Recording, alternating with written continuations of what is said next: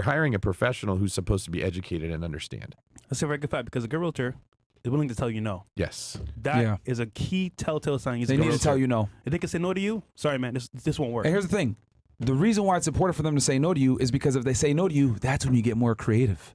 Okay, we can't go this route, but let's go, maybe, what about this? Yes. Oh, maybe that could work. For example, all right, the numbers don't work on this property. Right now, I'll give you all an example using myself.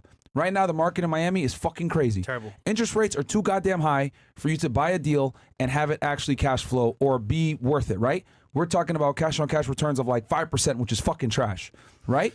So, working with Roger, I'm like, you know what?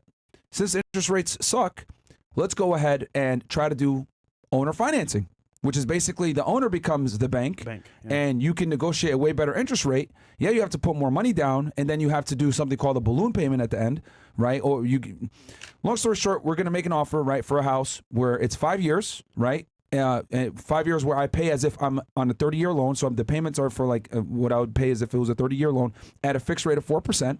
Right, and then at the end, I got to do a balloon payment of 5 years, which is going to be a couple $100,000. But during that time, I'm making a bunch of cash flow. It's like a 12, 13% cash on cash. And then the house is going to appreciate because I know this market is on fire.